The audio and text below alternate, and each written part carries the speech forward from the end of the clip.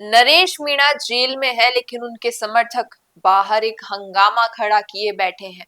पहले समरावता मामले में, अब फिर झालावाड़ वाले मामले में। लेकिन आज इस वीडियो में हम बातचीत करेंगे कि क्या कुछ सियासी रणनीति रहने वाली है नरेश मीणा की, क्योंकि जो हवाएं चल रही है राजनीति में वो सिर्फ और सिर्फ नरेश मीणा की ओर रुख कर रही हैं। बाकी पार्टियों से किस तरीके से ये जो एक तालमेल बैठ नहीं पा रही है और क्या कुछ इस राजनीति की वजह से आगे की जो राजनीति है इसमें रहने वाला है, ये जानेंगे आज इस वीडियो में। नमस्कार, आप देख रहे हैं द फैक्ट इंडिया, मैं हूं अंकिता और बातचीत के लिए मेरे साथ मौजूद है वरिष्ठ पत्रकार वरुण बंसाली। सर, नरेश मीणा की जो राजनीति का सिनेरियो इस वक्त राजस्थान में चल रहा है, तो जो तालमेल नहीं बैठ पा रही है बाकी पार्टियों के साथ, इस पर आप क्या कहेंगे? देखिए, समझने वाली बात यह है कि जनता का माइंडसेट क्या है, जनता क्या सोचती है, किन चीजों से जनता परेशान हो चुकी है, किन बातों पे वो नया विकल्प देख रही है। अब आप ये समझेंगे कि बीजेपी कांग्रेस से जनता पहले से परेशान है। जी। वो देख रही है कि दोनों के रहते हुए एक ही तरह की प्रॉब्लम्स हो रही है, एक ही तरह की समस्याएं आ रही है। उस समस्याओं को सॉल्व करने के लिए कुछ भी नहीं हो रहा है और इसलिए उनकी आशा अभिलाषा उनसे बनती है जो बीजेपी कांग्रेस से बिल्कुल ही हटके है। यही वजह है राजकुमार रोत के जीतने की, यही वजह है रविंद्र सिंह भाटी के जीतने की, यही वजह है नरेश मीणा को जो इतना जबरदस्त समर्थन मिल रहा है उसकी। लेकिन कहीं ना कहीं दो रोटी सब खाते हैं। जी। हर किसी का दिमाग आज की डेट में बहुत अच्छा चलता है। जनता बेवकूफ है, ये समझने वाले बहुत गलत दिशा में जा रहे हैं क्योंकि जनता सब समझती है। अब जनता को तलाश है एक ऐसे नेता की जो अगर विपक्ष में आवाज उठा रहा है, सत्ता पक्ष के विरोध में आवाज उठा रहा है, जी। व्यवस्थाओं के विरोध में आवाज उठा रहा है, तो वो इसलिए विरोध में आवाज ना उठाए कि उससे सत्ता पक्ष डर जाए और फिर उसको मैनेज कर ले या फिर कांग्रेस उसको अपने साथ जोड़ ले। जी। वो विरोध में आवाज जनता के लिए उठाए और किसी और तरह के एजेंडे के लिए नहीं।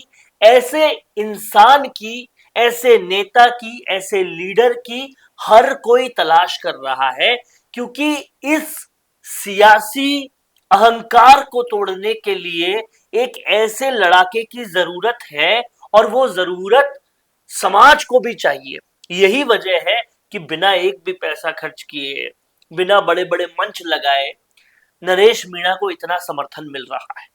दूसरा, नरेश मीणा को जितनी बार भी जेल में डाला जाएगा, जनता की मनोस्थिति यही होगी कि सरकार उसके साथ और ज्यादा ज्यादती कर रही है जी। क्योंकि वो कहीं ना कहीं जनता के लिए और सरकार के विपक्ष में बोल रहे हैं, तो जनता उनके और समर्थन में आती जाएगी। इसलिए जेल जाना कहीं कोई प्रॉब्लम है ही नहीं। लेकिन समझने वाली बात यह है कि ये सब कुछ करने के बाद में भविष्य में नरेश कभी भी किसी भी पार्टी के द्वारा मैनेज ना हो।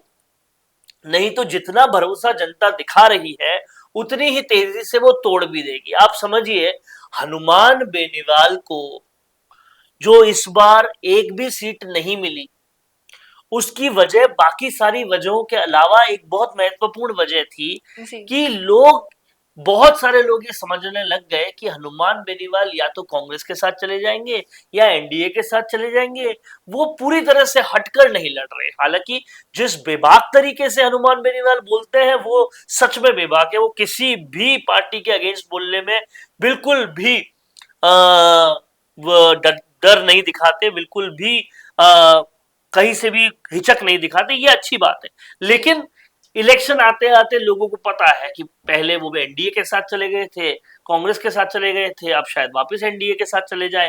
तो उनको एक ऐसा शख्स चाहिए जो बिल्कुल भी किसी और पार्टी की तरफ डाइवर्ट ना हो, सिर्फ जनता के साथ रहे। वो नरेश मीणा है और इसलिए उनके हक में आवाज बुलंद होती जा रही है क्योंकि वो इकलौते ऐसे विकल्प जी। है। और कहीं ना कहीं राजकुमार रोत भी है, लेकिन वो एक क्षेत्र विशेष के हो गए। पूरे राजस्थान में इकलौते ऐसे विकल्प अभी वही नजर आ रहे हैं जो हर किसी के खिलाफ जाने को तैयार है। आपने बखूबी सारी बातें कही, लेकिन कहीं ना कहीं जनता को और सरकार को ये दिखता है कि नरेश मीणा जब भी मुद्दा उठाते हैं जनता से जुड़ा हुआ, जनता के हित के लिए उठाते हैं, लेकिन वो कहीं ना कहीं सत्ता पक्ष के विरोध में होता है। भले वो समरावता गांव का मामला हो, अभी झालावाड़ का हो, तो इसलिए कहीं ना कहीं वो टारगेट किए जा रहे हैं। देखिए कहीं ना कहीं यही परसेप्शन बन रहा है जिसकी वजह से उनके लिए सहानुभूति, उनके लिए साथ जनता का बढ़ता जा रहा है। जी। और अगर भारत जैसे लोकतंत्र में आंदोलन नहीं होंगे, विरोध नहीं होंगे, तो ये लोकतंत्र सशक्त कैसे होगा? जी। भारत वही लोकतंत्र है जो गांधी के आंदोलनों से आगे बढ़ा है, जिसने जेपी का आंदोलन देखा है। यहाँ की सत्ता आंदोलन पे खड़ी होती है। आंदोलन को कुचलना, आंदोलन को बंद कर देना सत्ता का काम नहीं होना चाहिए। और अगर इस वजह से वो जेल में डल रहे हैं, जी। किसी भी कारण अगर वजह ये है, तो जनता कहीं ना कहीं सत्ता पक्ष के खिलाफ हो जाएगी। ये सत्ता पक्ष को भी समझना चाहिए। हालांकि टेक्निकल तौर पे नरेश मीणा के खिलाफ बहुत सारे आंदोलन है, बहुत सारे केसेस हैं, उन केसेस के तहत उनको अंदर किया है, तो कानूनी तौर पे तो वो केसेस हैं। लेकिन जो भौतिक दिखती हुई वजह है वो यही है कि झालावाड़ मुद्दे पे उन्होंने आवाज उठाई और उनको अंदर कर दिया। जी। वहीं अगर हम देखें कि जब समरावता गांव का मामला था, तब प्रहलाद गुंजल उनके समर्थन में थे, बाकी कई तमाम नेता पहले थे फिर नहीं थे, लेकिन गुंजल एकमात्र ऐसे नेता हैं जो शुरुआत से लेकर अंत तक, जब तक वो जेल से बाहर नहीं आए तब तक उनके समर्थन में थे। लेकिन बीच में जो कुछ रहा और अब जब फिर से झालावाड़ मामले में नरेश मीणा गए हैं, तो इस पर गुंजल का ये बयान है कि मैं अपनी पार्टी के साथ हूँ, पार्टी जिसको चुनेगी मैं उसके समर्थन में रहूंगा। और एकमात्र राजेंद्र गुडा उनके समर्थन में है। तो क्या कहीं ना कहीं ये दिख रहा है कि जैसे राजेंद्र गुडा कांग्रेस में भी नहीं है, अब बीजेपी में वो जा नहीं सकते हैं, तो इसलिए वो नरेश मीणा के समर्थन में है, क्योंकि बीजेपी और कांग्रेस से कोई भी नरेश मीणा के समर्थन में नहीं आएगा। मैं एक इंटरव्यू सुन रहा था प्रहलाद गुंजल का, जहां उन्होंने बहुत क्लियरली ये चीज बोली है बिल्कुल। कि मैंने भी एक वक्त अपनी पार्टी बनाई थी, और यहाँ अलग से बनाई हुई पार्टियां बड़ी नहीं होती। बड़े होने के लिए आपको कांग्रेस बीजेपी के साथ जाना ही पड़ेगा। और नरेश जिस तरीके से कांग्रेस बीजेपी के अगेंस्ट जा रहे हैं, हालांकि ये वाली बात उन्होंने बोली नहीं, पर समझ में आता है उनके उस वक्तव्य से जो इन्होंने पहले बोला था कि नरेश जिस तरह से कांग्रेस बीजेपी के अगेंस्ट जा रहा है, इससे कांग्रेस बीजेपी उसे नहीं लेगी, और कहीं ऐसा ना हो कि उसके कि चक्कर में मुझे मुझे भी भी ना बात ले। निकाल के। इसलिए बिल्कुल। मैं कांग्रेस की एक फटकार पर नरेश मीणा को से दूर रखता हूं। और कहीं ना कहीं ये जो हुआ, इससे बहुत स्पष्ट है कि नरेश मीणा को अब किसी के साथ की उम्मीद करनी नहीं चाहिए। राजेंद्र गुड़ा आज साथ दे रहे हैं, लेकिन जी। राजेंद्र गुड़ा वो है जो कभी बसपा के साथ थे, फिर कभी कांग्रेस के साथ हो गए। वो अपना दल बदलते रहते हैं। उन्हें बड़ा ऑफर कहीं से आएगा, वो नरेश मीणा का साथ फिर से छोड़ देंगे, कोई बड़ी बात नहीं है। तो नरेश मीणा को किसी के साथ की अपेक्षा नहीं करनी चाहिए।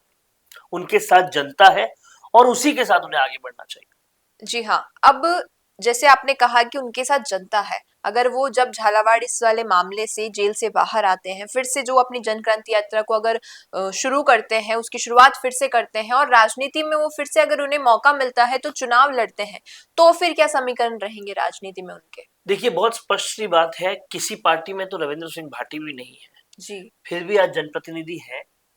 और कहीं ना कहीं ऐसे जनप्रतिनिधि भी नहीं है जिससे कोई नोटिस नहीं कर रहा हो। वो बिल्कुल। आज भी अकेले होते हुए भी नोटिसेबल है। तो ये समझना चाहिए कि जनता अगर साथ में हो तो जनप्रतिनिधि तक पहुंचने का सफर तो आप आसानी से तय कर लोगे। उसके आगे कैसे बढ़ना है ये आपको सोचना होगा। और अगर आपके साथ और ज्यादा बड़ा कुनबा बनता है, बड़ी जनता बनती है, और ज्यादा ऐसे लोग आपको मिलते हैं जो आपका कुनबा बड़ा कर सके, तो आप बेशक पार्टी भी बनाइए। और मैं जहां तक देख रहा हूं, मीणा समाज बहुत प्रताड़ित महसूस कर रहा है, बिल्कुल। और उनको चाहिए ऐसा नेता जो कहीं ना कहीं उनके लिए लड़े। तो अगर नरेश मीणा इसको और बड़ा करते तो एक हद तक तो पहुंच सकते, उसमें कोई दिक्कत नहीं है। जी हाँ। आपने कहा कि तीसरी पार्टी वाली बात है कि ये नरेश मीणा खुद की एक पार्टी बना ले, तीसरे मोर्चे की बात है। लेकिन जिस तरीके से हम देखें राजस्थान में बीजेपी और कांग्रेस के अलावा जो तमाम पार्टी है, जैसे आरएलपी है, बाप है, आरएलपी सरवाइव नहीं कर पा रही है इतना, एकमात्र सांसद हनुमान बेनीवाल है। बाप पार्टी की भी हम बात करें तो विधायक और सांसद दोनों है, लेकिन वो एक पर्टिकुलर एरिया तक सीमित हो रहे हैं। तो क्या अगर नरेश मीणा राजनीति में आते हैं अपनी एक नई पार्टी लेकर या निर्दलीय उतरते हैं, तो वो सरवाइव कर पाएंगे इस राजनीति देखिए में? पहले वो बाप या आरएलपी तक तो पहुंचे, उनके स्तर तक तो पहुंचे, उसके बाद बहुत सारे तरीके हैं। देखिए बसपा आज नदारद है। बसपा का जो वोट बैंक था उसे टारगेट करना अभी पूरी तरह से खाली है। जी तो वो प्लेटफॉर्म उनके पास बाकी है। आजाद समाज पार्टी उनका साथ दे सकती है। ऐसे बहुत सारे तरीके हैं, इसलिए वो सोच दूर की है। पहले नरेश मीणा को कहीं ना कहीं यहां से आगे बढ़ना चाहिए। जी। तो अब देखना यही होगा कि जब झालावाड़ मामले से जेल से बाहर आएंगे नरेश मीणा, तो क्या रणनीति उनकी रहने वाली है राजस्थान की राजनीति में। क्या वो किसी पार्टी को ज्वाइन करते हैं, अपनी नई पार्टी बनाते हैं, या निर्दलीय उम्मीदवार बनकर जनता के हित के लिए लड़ेंगे चुनाव और जीत कर दिखाएंगे कि क्या कुछ रहने वाला है उनकी राजनीति में। अब आपको क्या लगता है, कॉमेंट्स में दीजिएगा अपनी राय। पसंद आया हो ये वीडियो तो इसे लाइक करना, शेयर करना और हमारे चैनल द फैक्ट इंडिया को सब्सक्राइब करना ना भूलना। धन्यवाद।